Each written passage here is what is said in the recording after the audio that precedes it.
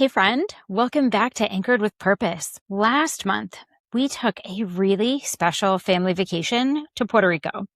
And if you've been around here for a while, you may know that Puerto Rico isn't just a place that I love to visit, it's part of my heritage. On my mom's side of the family, we're Puerto Rican. And so every time we go back, there's always something special about being surrounded by the culture, the people, the food, the language, the music, and so many things that just bring me joy. So the last time we were in Puerto Rico was in 2023 for a family wedding. It was my parents, all of us kids, and our spouses. This was actually really special because it was all of our spouses' first time being on the island.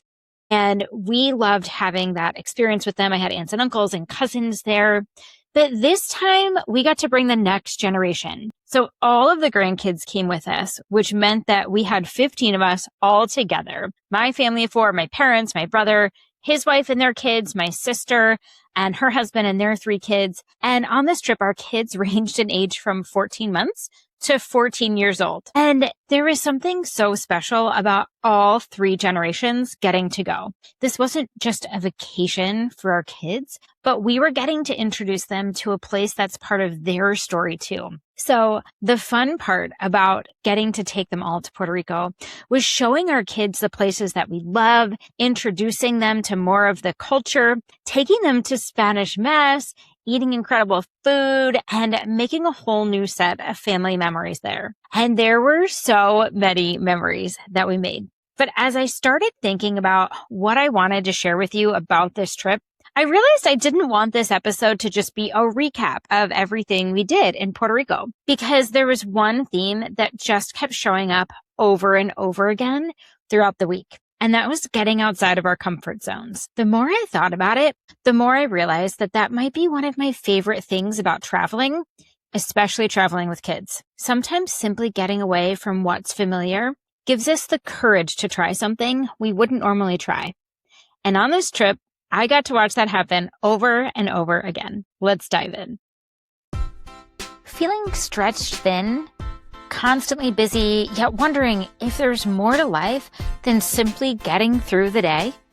Maybe you've lost sight of who you are beneath all of the responsibilities.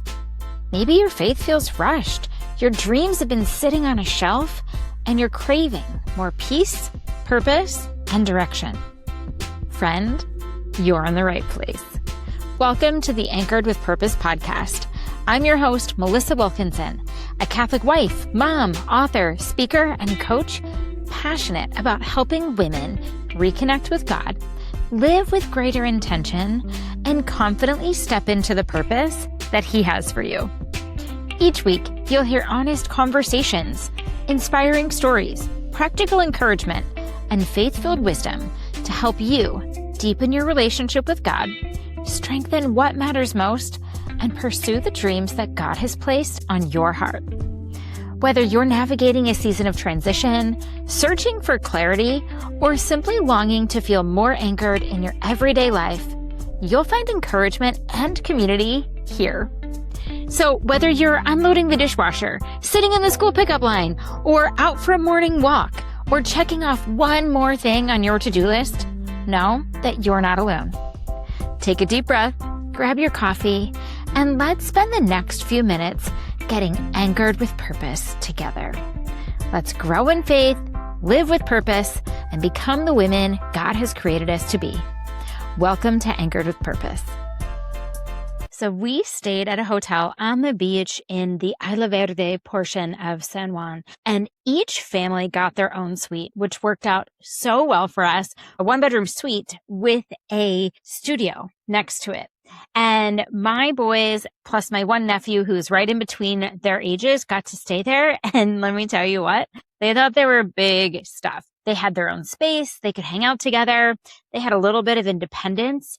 And this is one of the things that I've been loving watching as the kids get older when we travel, is getting to see them experience some of this independence. And our room was incredible because it had views of the water from 3 different sides, which was, you know me, I love a good water view. So getting up in the morning, doing my faith practice while looking out on the water just made something I love already better. We spent time at the beach And I swear that ocean had to be at least 88 degrees. It was so warm, like warm enough where I could get in and stay there all day.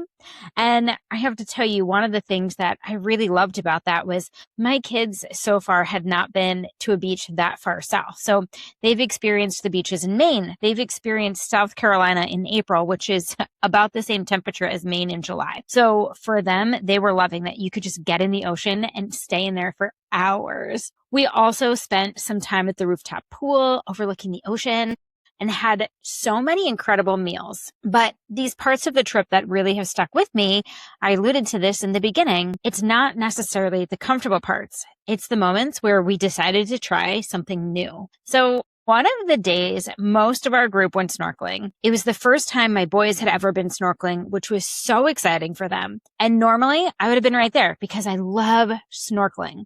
But because of the shoulder surgery I had, I couldn't just spend that much time submerged in the water. Now, my sister on our trips where we've gone snorkeling in the past had been too young. She'd never tried snorkeling. So since she wanted to go, I offered to stay behind with her kids and my parents so that way everyone else could go have this adventure. And I have to tell you that that time back at the hotel with her kids was really special for me. First of all, I don't live near them, so anytime I get to spend with them is really special. So we took them to the rooftop pool, and my 6-year-old nephew was swimming with us, and he had always been wearing these goggles that covered his nose, so the water doesn't get in. And that day, he started experimenting swimming without these goggles, and he realized, hey, I can do this. And that seems like such a little thing for us adults, right? But I loved watching his confidence grow. And it didn't even stop that day. Throughout the rest of the week, he kept getting more comfortable. And eventually he was swimming in the ocean without any goggles at all. And then there's my little niece who's almost 5. She's never loved swimming lessons. And at my parents' house, she always wears a puddle jumper in their pool and even wears it in the hot tub. Now, they didn't bring one of those for the trip, but they got her little inflatable water wings. And while my dad and I were in the pool with her, we started helping her realize that maybe she didn't need those to swim. So we stayed right there with her. And also, this rooftop pool was not very deep either. She couldn't touch in some parts, but we kept encouraging her and we let her try. And little by little, she too realized, I can do this. And over the course of the day and then throughout the rest of the week, she became more and more confident in swimming. And by the end of the trip, this little feisty girl who wouldn't even get in my parents' hot tub without her puddle jumper was swimming in the ocean without any sort of floaty. And she was doing great. Like she wasn't even struggling. This was huge for her. And then what's funny is something happened when we got home that made me reflect on this even more. So we got back and Facebook showed me a memory from another family vacation in 2019. It was a video taken on a family trip to Ocean City, New Jersey. And in that video, Sean and my nephew Braden were jumping into the pool. And when I read the caption that I had written back in 2019, I couldn't get over the timing. So earlier that same month, my brother and his crew were visiting here. We were swimming in a neighbor's pool, and both boys were too scared to jump in the neighbor's pool. Then weeks later, we were on vacation, and on that trip, both boys built up the confidence to jump into the pool. And then here I was 7 years later, coming home from another family vacation where I had just watched something similar happen with another set of kids. And it really made me wonder, what about vacation makes us a little bit braver? Maybe part of it is simply getting out of our normal environment. At home, we know who we are. We know what we do, what we don't do. We know what we're afraid of, right? Like, I don't swim without my floaty. I don't jump in the pool. I don't try that food. I don't speak other languages. I don't do things like that. And then you go somewhere new. And suddenly those rules that we created for ourselves don't feel quite as permanent. And maybe we start thinking, well, maybe I could try that. And sometimes that's all that it takes. There was another kind of stretching on this trip too, because we got to introduce the boys to a place and culture that I already love. We took them to Old San Juan, which is one of my favorite places in Puerto Rico. I love walking the cobblestone streets, seeing all of the colorful buildings. There are so many parts of it that just remind me of being in Spain. We explored the fort with the kids, climbing through the little staircases and discovering all of the nooks and crannies, and the views of the water are just incredible. And it's funny because before we went, Jeff and I had told Andrew about this tiny little alley, and it was a cat rescue, and you could just see nothing but cats all over. And he's obsessed with cats. So we had told him about this. He was so excited. We took him to go see this little cat rescue. We also got to visit the cathedral, which I love. It's one of my favorite cathedrals. And I had been wanting to get Jeff and the boys their own rosaries. And we talked about, we want to get them from somewhere special. So we got them at the cathedral. Andrew got to come in with me. And I got to tell you, I would have loved spending so much more time there exploring it with both kids. But one of the realities of traveling in a group of 15 is that sometimes you got to keep moving, especially when it's hot and you've got a baby. One of the other things that was definitely out of my kids' comfort zone was going to Spanish Mass. Now, my brother and I grew up going to Spanish Mass before my sister was born. But it was so special that we got to take our kids to experience Spanish Mass. And it brought me back, the music, the songs. It was interesting because we know that all of the Mass parts are the same, right? Everything is the same. It's all liturgically the same, just in a different language. So it was so interesting just getting to see how our kids responded to Mass in another language. And speaking of being comfortable in another language, I think maybe I've shared this on this podcast before. I can't quite remember, but Spanish has always been just a bit of a struggle for me. Well, in school, it wasn't. I did great in Spanish in high school. I minored in it in college, but something that's always been a struggle for me is speaking the language. I can hear it and understand it. And in fact, so many times if I'm responding to uncles or grandparents or cousins, they'd speak to me in Spanish and I'd respond back in English. And I think some of it comes from that perfectionist, right? I just want to make sure I'm saying it right. So if I don't want to speak at all. I don't want to run the risk of speaking it wrong. And I had seen this Instagram post and it really inspired me to get out of my comfort zone and just go for it. Just speak. It's okay if I make mistakes. And so I did that calling to make dinner reservations a couple of times. I did the whole thing in Spanish and parts of it were tricky and I know I didn't sound perfect. And in fact, at one point, the person on the other side of the phone had said, "Do you speak English?" And I said, "Yes, I do speak English." And then it kept going on in Spanish. But I have to say, it felt so good just to get out of my comfort zone and just speak it, even if it wasn't perfect. There was another experience on this trip that really embodied getting outside of our comfort zones. And it was our day in the rainforest. This was something that I was unsure of. I didn't even know if I wanted to go to the rainforest. But I have to say, I'm so glad that we did. Before we went, the website and all of the communication was super clear that you needed to be comfortable in water. And they were very clear in saying, you are going to be 100% immersed in water.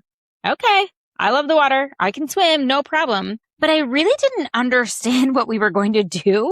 I had really no idea what was going to happen. I knew there was a water slide thing, but I didn't know how that all fit in. I had no idea that we were going to have to climb through rocks, literally this little canyon. We had to climb up rocks, over rocks, down rocks. I had no idea how intense this was going to be. There were moments when I'd look ahead and I'd look up at these big rocks and be like, how am I going to get over that? And I'm thinking, oh my gosh, my kids have to get over that. My parents have to get over that. No way. We were so sweaty doing all of this. It was so hard. And some of it was scary. And our guide kept reminding us at different stop points, if we want to keep moving forward, we're going to have to get outside of our comfort zones. And he was super encouraging. He was really incredible. And I have to tell you that it was then that I realized, wow, vacation really can get you outside of your comfort zone. And if you let it. And he was so right. There also was no easy path for where we were going. But if you wanted to see what was next, you had to do the uncomfortable thing that was right in front of you. And I have to tell you, had he told me all of the uncomfortable things I was going to have to do before I got to where we were going, I probably wouldn't have done it. I would have been entirely too intimidated, and I would have been like, no, no thanks. Have a great time, guys. That doesn't sound like it's for me. But because he lovingly prepared us for each task we were about to do, whether it was climbing through a narrow rock canyon or climbing up big rocks or climbing down slippery rocks, like, or whatever, I wouldn't have done it. And in fact, if he had told us we were going to have to swim through a cave, I would have been like, I'm out. No, thank you. So we made our way to this beautiful natural water slide that was like this gorgeous waterfall, and it was a water slide going down through it. And it looked really scary, I gotta be honest. And our guide was so sweet. He had my mom go first because it was her birthday. And down she went. And then my dad went. And I'm standing there watching my parents do this thing. And I'm thinking, okay, if they can do this, I can do it. And also on a trip I took back in 2018, I got outside of my comfort zone big time.